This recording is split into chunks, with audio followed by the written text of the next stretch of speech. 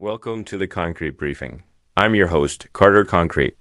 Today, we are diving deep into a story that sits at the volatile intersection of hip-hop royalty, multi-billion-dollar capitalism, and the complex history of the Black community in America. We're talking about Nasir Jones, Nasty Nas, the lyrical genius from Queensbridge. But today's briefing isn't about a new album. It's about a massive power play. Nas and his investment group have officially been greenlit to expand what will become the largest casino in the United States, right in his home borough of Queens, New York. This isn't just a business deal. It's a landmark event that highlights a sharp contrast in the industry. While Jay-Z's group saw their proposal for a Times Square casino hit a wall of opposition, Nas's group has received the signal to move forward. But beneath the headlines of rapper turned mogul, there is a deeper, more dramatic narrative. Is this a monumental victory for Black entrepreneurship? Or is it the latest chapter in a century-long saga of legalized vice and wealth extraction from the very streets that birthed the culture? To understand the weight of the Nas deal, we have to look back 100 years. We have to talk about the policy kings. In the early 20th century, Black entrepreneurs in Chicago and New York didn't just participate in gambling. They invented the system known as playing the numbers. This wasn't just a game.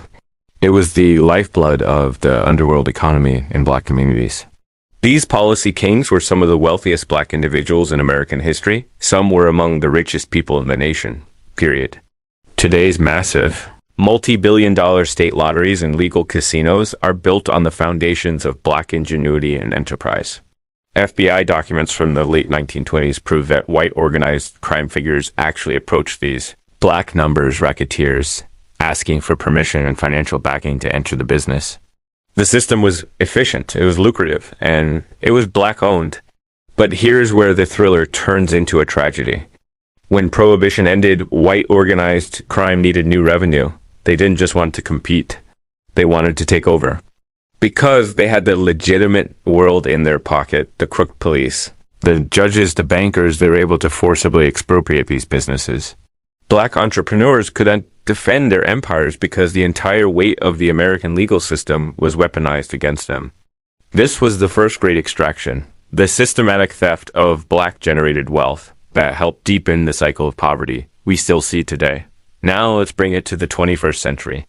We see figures like Nas and Jay-Z, men who rose from the voice of the streets to become titans of industry.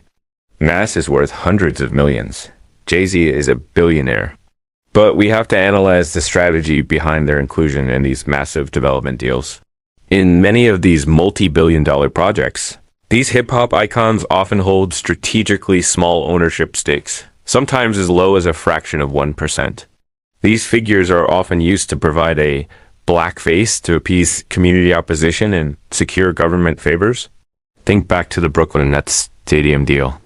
Jay-Z was the face of that project. His presence helped the development move forward in a historically Black neighborhood that was being transformed by economic eminent domain. His actual ownership was tiny, but his cultural influence was the key that unlocked the door. We are seeing a bicification of the culture. Hip-hop, which began as a tool for social commentary, is being repurposed as a marketing engine for alcohol and gambling. Consider Puffy and Syrup. Black people historically consume less alcohol than the general population. But targeted marketing through hip-hop icons changed that dynamic entirely. Is the community truly benefiting, or are these legends being used to sell a product that drains the community's resources? Let's get into the hard facts. Gambling losses often lead to financial desperation. And where there is desperation, the legal racketeers follow.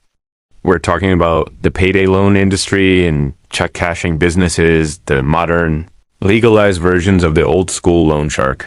Legalized gambling often creates a funnel for wealth extraction. A person loses their rent money at the casino, goes to a payday lender to cover the gap, and ends up owing $600 on a $300 loan within a week. Because Black Americans gamble at a rate above the national average, these legitimate enterprises can become a massive economic drain on the community. We must scrutinize whether these projects are community advancement or just a formalized channel for economic drainage under the guise of opportunity. If the profits are concentrated at the top and the losses are concentrated at the bottom, the math simply doesn't add up for the people of Queens. To see where this could go wrong, we look at Detroit. This is a thriller story about broken promises. When the Red Wings were building their new stadium, they needed black community leaders and property owners to sign off. They made big promises. One man, Courtney Brown, had a successful African black farm-to-cup coffee business.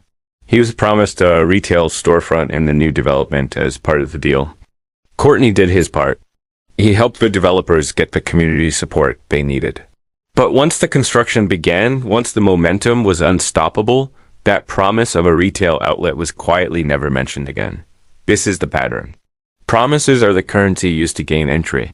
But once the concrete is poured, those promises often evaporate, leaving the local black-owned businesses out in the cold. So here's the final briefing on the Nas casino deal. Nas is a legitimate, brilliant businessman. His success is undeniable. But his involvement in this Queens project is a complicated mix of strategy and capital. We are at a full circle moment.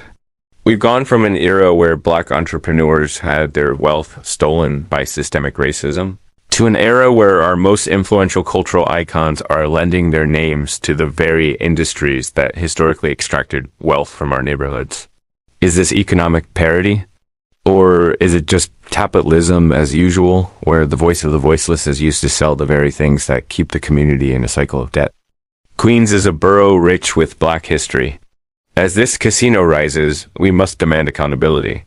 We must ask, what specific ironclad promises have been made to ensure the wealth generated stays in the community this time? What do you think?